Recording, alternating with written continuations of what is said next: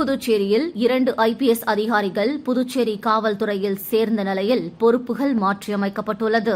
மத்திய உள்துறை அமைச்சகம் கடந்த மாதம் புதுச்சேரி IAS IPS அதிகாரிகளை பல்வேறு மாநிலங்களுக்கு இடமாற்றம் செய்தது. அதன்படி குற்றம் மற்றும் புலனாய்வு பிரிவு சீனியர் SP நாரா சைத்தன்யா டில்லிக்கு மாற்றப்பட்டார். இவர்களுக்கு பதிலாக தாத்ரா மற்றும் நாகர் ஹவேலி, டாமன் மற்றும் டயூவில் பணியாற்றி வரும் அனில்குமார் லால், டெல்லியில் பணியாற்றி வரும் நித்யா ராமகிருஷ்ணன் ஆகிய 2 IPS அதிகாரிகள் புதுச்சேரிக்கு மாற்றப்பட்டனர். இவர்கள் புதுச்சேரி அரசில் அண்மையில் சேர்ந்த நிலையில் கவர்னர் உத்தரவின்படி அவர்களுக்கு தற்போது காவல்துறையில் பணியிடங்கள் ஒதுக்கப்பட்டுள்ளன.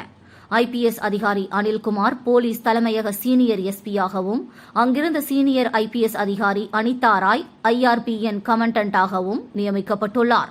அவர் ஆயுதப்படை பிரிவினை கூடுதலாக கவனிப்பார் எனவும் அறிவிக்கப்பட்டுள்ளது. 2021 பேட்ச் IPS அதிகாரியான நித்யா ராமகிருஷ்ணன் போக்குவரத்து போலீசின் சீனியர் SP-யாக நியமிக்கப்பட்டுள்ளார். போக்குவரத்து சீனியர் SP பிரவீன்குமார் திரிபாதி குற்றம் நுண்ணறிவு பிரிவு சீனியர் SP-யாக நியமிக்கப்பட்டுள்ளார். இதற்கான உத்தரவினை தலைமை செயலர் சரத் சௌஹான் பிறப்பித்துள்ளார்.